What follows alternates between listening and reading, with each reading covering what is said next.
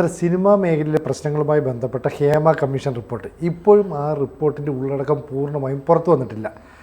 വിവരാവകാശ കമ്മീഷൻ്റെ അടുത്ത് പലരും അപേക്ഷ നൽകിയിട്ടുണ്ട്. വിവരാവകാശ കമ്മീഷനും ഒരു ഉരുണ്ടുകളി നടത്തുന്നു. എന്തായിരിക്കും സാർ ഇതിന് പിന്നിൽ? അല്ല, അതിനകത്ത് ഒരു കാര്യമുള്ളത്, ഈ ഹേമ കമ്മീഷൻ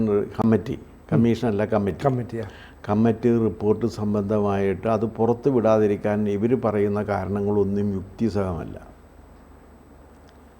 കാരണം അത് പുറത്താക്കപ്പെട്ട് കഴിഞ്ഞാൽ ഒരുപാട് പേരുടെ പ്രൈവസിക്ക് കുഴപ്പം സംഭവിക്കും എന്നാണ് പറയണം. അവർ പറയുന്നൊരു കാര്യം സ്വകാര്യത സംരക്ഷിക്കപ്പെടണം എന്നാണ് മറ്റൊരു കാര്യം. ഈ സ്വകാര്യത സംരക്ഷിക്കപ്പെടാനും അവരുടെ ഐഡൻറ്റിറ്റി അവരുടെ സ്വത്വം എന്ത് എന്ന് വെളിവാക്കാതിരിക്കാനും നിയമപരമായിട്ട് ആകെ അധികാരമുള്ളത് ആർക്കാണെന്നറിയാം? ഇരകൾക്ക് മാത്രമാണ്, വേട്ടക്കാർക്കില്ല. വേട്ടക്കാരുടെ പേര് വിവരം പുറത്തു വരുന്നത് നല്ല കാര്യമാണ്. അപ്പോൾ പറയണത് അത് വേട്ടക്കാരുണ്ടോ ഇല്ലയോ എന്നുള്ള കാര്യം നമുക്കറിയില്ല എന്നാണ്. അത് ഏത് കേസിനെ കുറിച്ചും പറയാവുന്നതാണ്. ഏത് കേസ്, ക്രിമിനൽ കേസ് വന്നു കഴിഞ്ഞാലും നിങ്ങൾക്ക് ഈ വാദം ഉന്നയിക്കാം.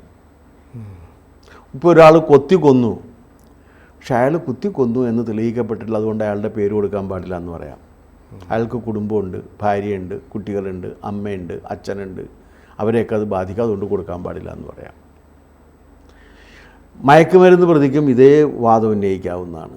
ബലാത്സംഗക്കാരനും ഇതേ വാദം ഉന്നയിക്കാവുന്നതാണ്. എനിക്കെൻ്റെ കുടുംബമുണ്ട്, മക്കളുണ്ട്, അവരുടെ മുമ്പിലൊക്കെ പോകും. അപ്പോൾ ചുരുക്കി അങ്ങനെ നമ്മളൊരു നിലപാട് സ്വീകരിച്ചു കഴിഞ്ഞാൽ വാദിയുടെയും പ്രതിയുടെയും പേര് കൊടുക്കാൻ സാധ്യമല്ല. പക്ഷേ നിയമ സംവിധാനത്തിൽ അങ്ങനെ വിലക്കിയിട്ടില്ല. നിയമ സംവിധാനത്തിൽ ആകെ വിലക്കിയിട്ടുള്ളത് എന്താണെന്ന് വെച്ചാൽ, ഈ ഇരയാക്കപ്പെടുന്ന പെൺകുട്ടിക്കാണ്. അതിൻ്റെ കാരണം എന്താണെന്ന് വെച്ച് കഴിഞ്ഞാൽ, അവൾ ഒരിക്കൽ ഒരു ക്രൂരമായി പീഡിപ്പിക്കപ്പെട്ട് കഴിഞ്ഞു. ഇനി സാമൂഹിക മാധ്യമങ്ങളിൽ കൂടിയും മറ്റ് മാധ്യമങ്ങളിൽ കൂടിയും കൂടുതൽ അവൾ പീഡിപ്പിക്കപ്പെടരുത് എന്ന ഉദ്ദേശത്തോടു കൂടിയാണ് ഇത് ചെയ്തിരിക്കുന്നത്. വേട്ടക്കാർക്ക് ആ ആനുകൂല്യം കൊടുത്തിട്ടില്ല. വേട്ടക്കാരുടെ പേരുകൾ വരാം. അപ്പോൾ ഇതിൽ 10 പാരഗ്രാഫ് കൊടുക്കില്ല എന്ന് പറഞ്ഞ്, പക്ഷേ ഇപ്പോൾ 10-40 പാരഗ്രാഫ് കൊടുത്തിട്ടില്ല. എന്താ അതിൻ്റെ കാരണം? അത് പുറത്തു വരാൻ പാടില്ലാത്ത എന്തോ ഉണ്ടോ? ആ പുറത്തു വരാം. നിങ്ങൾ എന്തിനാണിത് മൂടി വെക്കുന്നത്? സിൻ ഓഫ് സീക്രസി, രഹസ്യം പാപമാണ് എന്ന് പറഞ്ഞിട്ടുള്ളത് മഹാത്മാഗാന്ധിയാണ്. ഇപ്പോൾ അത് പറയുമ്പോൾ ഗാന്ധി എന്ന് ഞാൻ പറയാതെ മഹാത്മാഗാന്ധി എന്ന് പറയാൻ കാരണം, ഇപ്പോൾ ഗാന്ധി എന്ന് പറഞ്ഞു കഴിഞ്ഞാൽ ചിലപ്പോൾ രാഹുൽ ഗാന്ധിയാണെന്ന് ആളുകൾ ധരിക്കുമെന്നുള്ളൊരു ഭയം കൊണ്ടാണ്.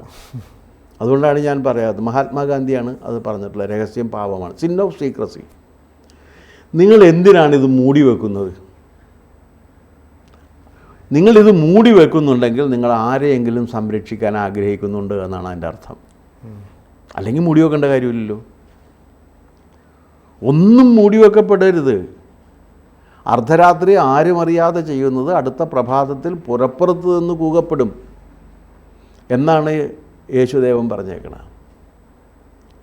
അപ്പോൾ ഇവരെത്ര മൂടി വെച്ചാൽ ഇത് പുറത്തു വരും. പക്ഷേ ഇവരിത് മൂടി വെച്ച് പോവുകയാണ്. എപ്രകാരമാണെന്ന് വെച്ചാൽ, നമ്മുടെ പല പ്രമുഖ മാപ്രകളും മാധ്യമങ്ങളും ചില വാർത്തകൾ കൊടുക്കാതിരിക്കും. അവരുടെ ധാരണ അവർ കൊടുത്തില്ലെങ്കിൽ ഇത് ജനം അറിയില്ലെന്നാണ്. അവസാനം ജനം ഇതെല്ലാം അറിഞ്ഞ് അതിൻ്റെ വഷളായി കഴിയുമ്പോഴേക്കും ഇവർ ഈ വാർത്ത കൊടുക്കുകയും ചെയ്യും. നിങ്ങൾക്ക് അനുഭവമുള്ളതാണല്ലോ. അതെ, കാരണം ഇത് പുറത്തു വരും. പ്രത്യേകിച്ച് സോഷ്യൽ മീഡിയ വളരെ പവർഫുള്ളായ കാലത്ത്. സോഷ്യൽ മീഡിയ പവർഫുൾ അല്ലാത്ത കാലത്തും രഹസ്യങ്ങൾ പുറത്തു വന്നിട്ടില്ലേ? ഉണ്ട്. കാരണം ഈ മഹാഭാരത കാലത്ത് പോലും അരക്കില്ലത്തിലിട്ട് കുന്തിയെയും മക്കളെയും ചുട്ടുകൊല്ലുമെന്ന് അറിയാവുന്ന വളരെ കുറച്ച് പേരാണ്. എന്നിട്ട് ആ രഹസ്യം പുറത്തു വന്നില്ലേ? അതെ. ഏത് അരമന രഹസ്യവും അങ്ങാടിയിൽ പാട്ടായിട്ട് വരും. ഇവരിത് മൂടി വെക്കുന്നതോറും പറ്റാൻ പോകുന്നൊരു അബദ്ധം എന്താണെന്ന് വെച്ചാൽ, അതിനകത്ത് ഉള്ളവരുടെയും ഇല്ലാത്തവരുടെയും പേരുവിവരങ്ങൾ വന്നു കൊടുക്കും. എല്ലാവരും സംശയത്തിൻ്റെ നിഴലിൽ നിൽക്കുകയാണ്. കാരണം ഹേമ കമ്മിറ്റിയുടെ മുമ്പാകെ വെളിപ്പെടുത്തിയ കാര്യം, അതിനകത്ത് ഒരു സിനിമാ താരം പറയുന്നത് കേട്ട്, ഞാനിത് രഹസ്യം പറയേണ്ട സ്ഥലം അതല്ലല്ലോ, എന്താ ഇവർ കരുതിയിരിക്കുന്നത്? ഒരു സർക്കാർ നിയോഗിച്ച അതും വളരെ സുപ്രധാനമായ ഒരു കാര്യത്തെക്കുറിച്ച് ഒരു മാധ്യമരംഗത്ത് നടക്കുന്ന അനാചാരത്തെക്കുറിച്ച് സർക്കാർ നിയോഗിച്ച ഒരു ജഡ്ജിയുടെ മുമ്പാകെ പോയിട്ട് നമുക്ക് സ്വകാര്യം പറയാൻ പറ്റുമോ? പറ്റില്ല. പിന്നെ വേറൊരു കാര്യം, അങ്ങനെ പറയപ്പെടാത്തതായിട്ടാണ് അങ്ങനെ പറയേണ്ടതില്ലാന്ന് തോന്നി. എന്തിനാണ് പറയാൻ പോയതെന്ന് പറയാതെ വീട്ടിലിരിക്കാൻ പാടില്ലേ? ഇവരോട് ആരെങ്കിലും പറഞ്ഞാൽ അവിടെ പോയിട്ട് ഇതൊക്കെ പറയണമെന്ന് ആരും പറഞ്ഞില്ലല്ലോ. ആ നടി സ്വന്തം നിലക്ക് അവകാശപ്പെട്ടത് അവർ വനിത സ്ത്രീപക്ഷ പ്രവർത്തകയാണെന്നുമാണ്. അതായിക്കോട്ടെ. ഒരു കമ്മീഷൻ്റെ മുമ്പാകെ അല്ലെങ്കിൽ ഒരു കമ്മിറ്റിയുടെ മുമ്പാകെ ഒരു ജഡ്ജിയുടെ മുമ്പാകെ പോയിട്ട് ആ കമ്മിറ്റി അത്ര മോശം കമ്മിറ്റിയല്ലല്ലോ. ഒരു ഹൈക്കോടതി ജഡ്ജ് റിട്ടയർ, ഒരു വളരെ സീനിയർ ആയിട്ടുള്ള ഒരു IAS civil servant, IAS officer, വളരെ 2 വട്ടം ഈ നാഷണൽ അവാർഡ് കിട്ടിയിട്ടുള്ള അനേകം സിനിമകളിൽ അഭിനയിച്ചിട്ടുള്ള വളരെ പോപ്പുലറായ വിദഗ്ധയായ ഒരു സിനിമാ നടി ഇത്രയും പേരുടെ മുമ്പാകെ പോയി പറഞ്ഞ കാര്യം ഇനി ആരോടും പറയാൻ പാടില്ല എന്ന് പറയുന്ന എന്ത് ന്യായത്തിലാണ്? അപ്പോൾ ഒന്നുകിൽ അവരുടെ മുമ്പാകെ ഈ നടി പറഞ്ഞിരിക്കുന്ന കാര്യങ്ങൾ അസത്യമാണ്, അല്ലെങ്കിൽ സത്യമായ കാര്യം പറഞ്ഞു കഴിഞ്ഞപ്പോഴേക്കും ഇത് മറ്റാരെയെങ്കിലും വേദനിപ്പിക്കുകയും ആ വേദന തന്നെ പ്രതികൂലമായി ബാധിക്കുകയും ചെയ്യുമോ എന്ന ഭയമായിരിക്കണം. അപ്പോൾ ഗവൺമെൻറ്റിന് പക്ഷേ ഈ ഭയത്തിൻ്റെ കാര്യമില്ലല്ലോ. ഗവൺമെൻറ്റിനകത്ത് കക്ഷി ചേരുന്നത് എന്തിനാണ്? ഇതെല്ലാം പുറത്തേക്ക് വിട്ടാൽ എന്ത് സംഭവിക്കുമെന്ന് പറഞ്ഞാൽ ഒന്നും സംഭവിക്കാൻ പോകുന്നില്ലല്ലോ. ഇപ്പം തന്നെ എല്ലാവർക്കും മുൻകൂർ ജാമ്യം കിട്ടി, എല്ലാവർക്കും കിട്ടി. മുൻകൂർ ജാമ്യം ഇല്ലാത്ത ആരും ഇല്ലെന്ന് തോന്നണം. ഒരേ ഒരു കണ്ടീഷൻ, എവിടെയൊക്കെ കേസുണ്ടോ അവിടെയെല്ലാം പോയി കോടതിയിൽ പോയി ഹാജരായി മുൻകൂർ ജാമ്യം ഉള്ളതുകൊണ്ട് അരമണിക്കൂർ കൊണ്ട് ഇതെല്ലാം പരിപാടികളൊക്കെ നിർത്തി അവർക്ക് തിരിച്ചു പോരുകയും ചെയ്യാം. പിന്നെ വക്കീലന്മാർക്ക് കാശ് കൊടുക്കേണ്ടി വരും. അതിപ്പോൾ നമ്മൾ വിചാരിച്ച് നടക്കാൻ പറ്റില്ല. ഒരു വ്യവഹാരം വന്നു കഴിഞ്ഞാൽ വക്കീലിന് കാശ് കൊടുക്കുക എന്നുള്ള രീതിയാണ്. അപ്പോൾ ഇവർ ഇത്രയും പാരഗ്രാഫിൽ ജനം അറിയാൻ പാടില്ലാത്ത എന്ത് കാര്യമാണുള്ളത്?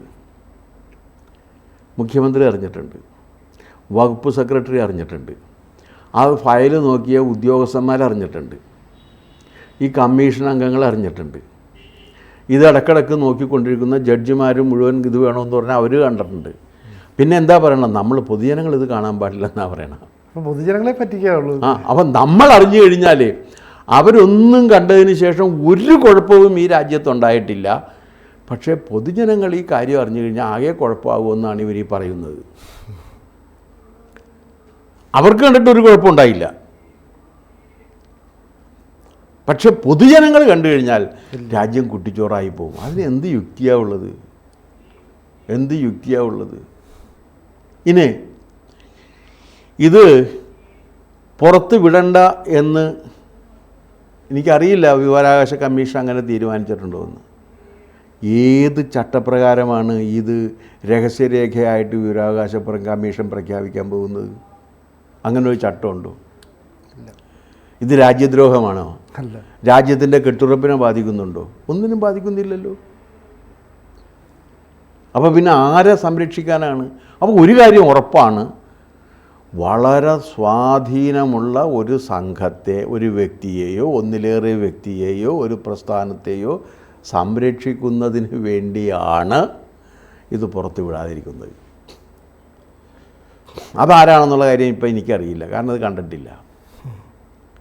പക്ഷേ ഇത് വേറൊരു കാര്യമുണ്ട്, ഇത് കണ്ടവരിൽ നിന്ന് ഈ കാര്യം മറ്റുള്ളവർക്കും അറിയാൻ കഴിയുമെന്നുള്ള കാര്യം ഇവർ അറിയണ്ടേ? അതെ. ഒരു ഉദാഹരണം പറയുകയാണെങ്കിൽ അടിയന്തരാവസ്ഥ കാലമാണ്, വാർത്തകളൊന്നും കിട്ടാതിരുന്നൊരു കാലത്ത്. അക്കാലത്താണ് ഒരു വാർത്ത പ്രചരിച്ചത്. എന്താണെന്ന് വെച്ചാൽ സഞ്ജയ് ഗാന്ധി ഇന്ദിരാഗാന്ധിയെ തല്ലി എന്നൊരു വാർത്ത പ്രചരിച്ചു. പക്ഷേ ഇത് ഡൽഹിയിൽ സംഭവിച്ചൊരു കാര്യം ഒരാഴ്ച കഴിഞ്ഞപ്പോഴേക്കും കേരളത്തിലെത്തി. കാരണം ഈ നിങ്ങൾക്കിതൊന്നും മൂടി വെക്കാൻ കഴിയില്ലെന്ന്. പിന്നെ ഇത് മൂടി വെക്കാൻ കഴിയും എന്നുള്ള കാര്യം ഗവൺമെൻറ് ചുമ്മാ ധരിക്കുന്നതാണ്.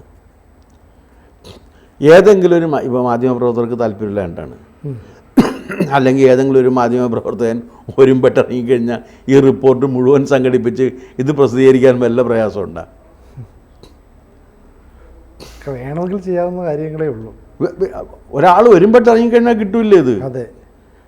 ഞാൻ ചോദിക്കട്ടെ, ഈ റിപ്പോർട്ട് സെക്രട്ടേറിയറ്റിൽ എത്തിയിട്ടുണ്ടല്ലോ. ഉണ്ട്. സെക്രട്ടേറിയറ്റിൽ ഈ റിപ്പോർട്ട് കൈകാര്യം ചെയ്ത ഉദ്യോഗസ്ഥർ കണ്ടിട്ടുണ്ടല്ലോ. ആ ഉദ്യോഗസ്ഥരെല്ലാം ഇത് വായിച്ചിരിക്കുമല്ലോ, സിനിമ ആയതുകൊണ്ട് സ്വാഭാവികമായിട്ടും അതെ വായിച്ചിരിക്കുമല്ലോ.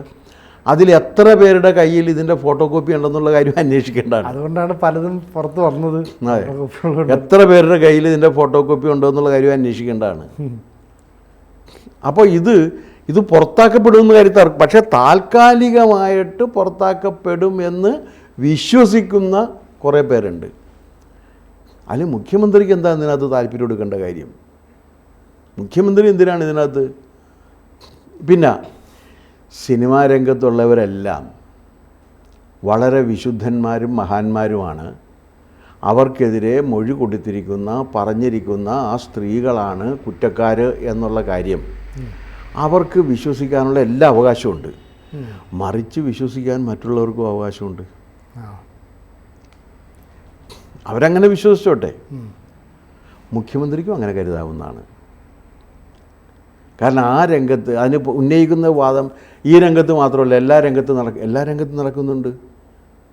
അതുകൊണ്ട് ഞാനും നിങ്ങളും മോഷ്ടിച്ചുകൊണ്ടിരുന്നു, എന്നെ മോഷണത്തിന് പിടിച്ച്, അപ്പോൾ ഞാൻ ചോദിക്കുക എന്നെ പിടിച്ച് ആ സിനിജു മോഷ്ടിച്ചിട്ട് അയാളെ പിടിച്ചില്ലല്ലോ എന്ന് ചോദിക്കുന്നതിൽ വല്ല അർത്ഥമുണ്ടാ? നിങ്ങൾ മോഷ്ടിച്ചോ എന്നുള്ളത് മാത്രമല്ല ഇതിനകത്ത് പ്രശ്നമുള്ളത്.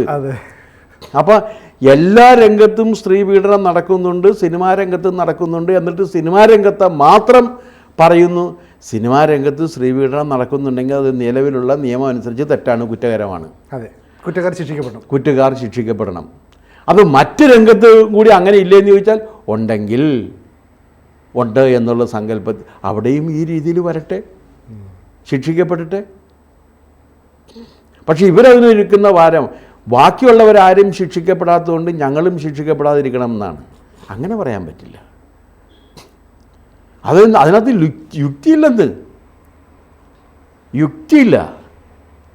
കാരണം ബാക്കിയുള്ളവർ രണ്ടുപേര് തമ്മിൽ കട്ടുകൊണ്ടിരിക്കുകയായിരുന്നു.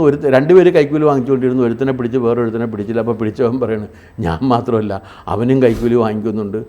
അവൻ കൈക്കൂലി വാങ്ങിക്കുന്ന കാര്യം ശ്രദ്ധയിൽപ്പെട്ടുകയും അത് പിടിക്കപ്പെടുകയും ചെയ്താൽ അവൻ ശിക്ഷിക്കും. ഈ എല്ലാ കുറ്റവാളികളും ശിക്ഷിക്കപ്പെടുന്ന സന്ദർഭത്തിലേ എന്നെയും ശിക്ഷിക്കാൻ പാടുള്ളൂ എന്ന വിചിത്രമായ ന്യായമാണ് ഇവർ ഉന്നയിക്കുന്നത്. അത് സാധ്യമല്ല. അപ്പോൾ അതുകൊണ്ട് പിന്നെ ഇവരുടെ പേര് പറഞ്ഞു കഴിഞ്ഞാലേ തകരുന്നതാണ് സിനിമ ഇൻഡസ്ട്രി എന്ന് ഇവർ കരുതുന്നുണ്ടോ? ഒന്നാമത് മലയാള സിനിമയിൽ എൻ്റെ അനുഭവത്തിൽ ഒരു സൂപ്പർ താരം ഉണ്ടായിട്ടുള്ളൂ. ഇപ്പോൾ ഒരുപാട് സൂപ്പർ താരങ്ങളൊക്കെ ഉണ്ട്. അത് പ്രേം നസീറാണ്. 30 കൊല്ലം ആ വ്യവസായത്തെ പിടിച്ചു നിർത്തിയ ആളാണ്.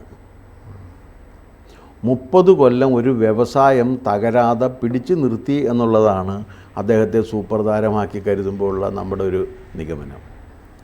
ഇവരൊന്നും അങ്ങനെയൊന്നുമല്ലല്ലോ. എല്ലാ വലിയ നടന്മാരുണ്ട് ഇതിനകത്ത്. ഒരുപക്ഷെ പ്രേം നസീറിനേക്കാളൊക്കെ വലിയ നടന്മാരുണ്ട്. പക്ഷെ അവരൊക്കെ ആർക്കും പ്രേം നസീർ ചെയ്ത രീതിയിൽ ഒരു ഇൻഡസ്ട്രിയെ തകരാതെ 30 കൊല്ലം പിടിച്ചു നിർത്താനുള്ള കെൽപ്പില്ല. അതാണ് പ്രേം നസീർ വേറിട്ട് നിൽക്കാൻ കാരണം. 30 കൊല്ലം ഒരു ഇൻഡസ്ട്രിയെ പിടിച്ചു നിർത്തിയ ആളാണ്. 30 കൊല്ലം. അത് ഒരുപാട് പേരുടെ ജീവൻ സംരക്ഷിച്ചതാണ്. അപ്പോൾ അന്ന് ഇതുണ്ട്. ഇവരെക്കുറിച്ചൊന്നും നമ്മളിത് കേട്ടിട്ടില്ലല്ലോ.